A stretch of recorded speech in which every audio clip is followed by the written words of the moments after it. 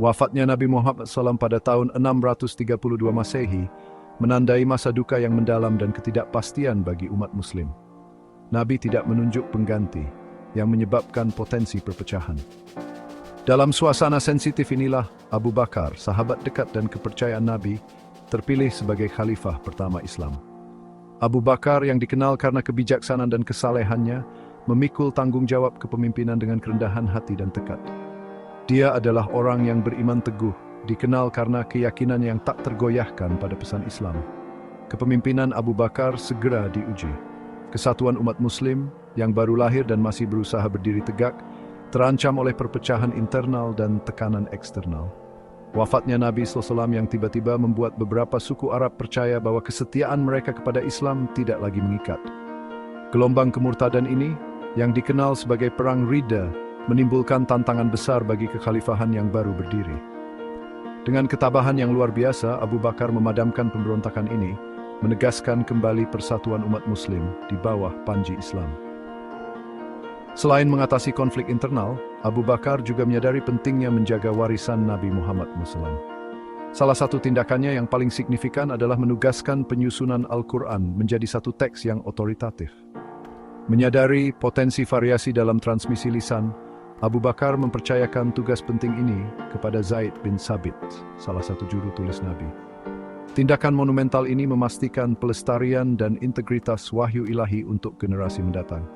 Pemerintahan Abu Bakar sebagai khalifah, meskipun relatif singkat, ditandai dengan tantangan internal dan eksternal. Dia menavigasi masa-masa sulit ini dengan kebijaksanaan dan tekad yang luar biasa, meletakkan dasar bagi perluasan dan kesuksesan kerajaan Islam di masa depan. Imannya yang tak tergoyahkan, komitmen terhadap keadilan, dan kasih sayang kepada rakyatnya mengukuhkan tempatnya sebagai salah satu tokoh paling berpengaruh dalam sejarah Islam awal. Segera setelah wafatnya Nabi, gelombang kemurtadan melanda Jazirah Arab. Banyak suku yang baru saja memeluk Islam melihat ini sebagai kesempatan untuk meninggalkan kesetiaan mereka kepada Madinah. Pemberontakan ini yang dikenal sebagai Perang Ridha merupakan ancaman langsung bagi persatuan dan stabilitas komunitas Muslim yang baru lahir. Pemberontakan ini bukan hanya bersifat keagamaan. Banyak pemimpin suku melihat ini sebagai kesempatan untuk menegaskan kembali otonomi mereka, yang mereka rasa telah dibatasi di bawah kepemimpinan Nabi. Dihadapkan dengan ancaman eksistensial ini, Abu Bakar menanggapi dengan tekad yang tak tergoyahkan. Dia menyatakan bahwa kemurtadan dari Islam bukan hanya masalah keyakinan pribadi, tetapi pemberontakan terhadap negara Muslim. Sikasnya tegas, mereka yang meninggalkan Islam dan menolak membayar zakat, suatu bentuk sedekah wajib, akan menghadapi tindakan militer. Tindakan tegas ini menunjukkan pemahaman Abu Bakar bahwa kelangsungan hidup komunitas Muslim bergantung pada terpeliharanya persatuan agama dan politik. Salah satu tantangan paling tangguh datang dari Nabi palsu Musailamah yang telah mendapatkan dukungan yang cukup besar di wilayah Yamamah. Abu Bakar mengirim jenderal paling terampilnya, Khalid bin Walid, untuk menghadapi Musailamah. Pertempuran Yamamah yang terjadi kemudian, meskipun merugikan umat Islam, menghasilkan kemenangan yang menentukan dan kematian Musailamah. Kemenangan ini menandai titik balik dalam Perang Ridha, mematahkan punggung pemberontakan dan membuka jalan bagi penyatuan kembali Arab di bawah panji Islam.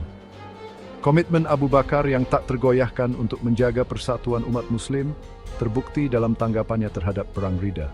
Dia memahami bahwa mengorbankan prinsip-prinsip inti Islam bukanlah pilihan, dan dia bersedia untuk mengambil tindakan tegas untuk memastikan kelangsungan hidup komunitas Muslim yang masih muda.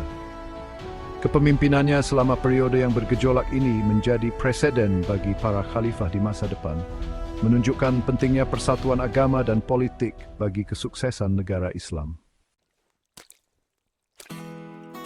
Setelah berhasil memadamkan perbedaan pendapat internal, Abu Bakar mengalihkan perhatiannya ke ancaman eksternal dan perluasan negara Islam. Dia menyadari bahwa Kekaisaran Bizantium dan Sassanid, keduanya kuat dan ekspansionis, merupakan ancaman yang signifikan bagi komunitas Muslim yang baru lahir. Lebih jauh lagi, dia memahami bahwa memperluas negara Islam bukan hanya tentang perolehan wilayah, tetapi juga tentang menyebarkan pesan Islam dan mengamankan perbatasan kekhalifahan. Kampanye militer Abu Bakar dicirikan oleh kecemerlangan strategis dan penunjukan komandan militer yang cakap, terutama Khalid bin Walid. Dalam serangkaian pertempuran yang menentukan, pasukan Muslim yang seringkali kalah jumlah tetapi terinspirasi oleh keyakinan mereka, muncul sebagai pemenang. Pertempuran Yarmouk pada tahun 636 Masehi menjadi saksi kekalahan telak pasukan Bizantium yang mengarah pada penaklukan Suriah dan Palestina. Demikian pula, pertempuran Al-Qadisiyah pada tahun 630 menandai kemenangan yang menentukan melawan Kekaisaran Sassanid, membuka jalan bagi penaklukan Persia. Ekspansi yang pesat dari kerajaan Islam di bawah pemerintahan Abu Bakar dapat dikaitkan dengan beberapa faktor. Tentara Muslim sangat termotivasi oleh keyakinan mereka, percaya bahwa mereka berjuang untuk tujuan yang adil.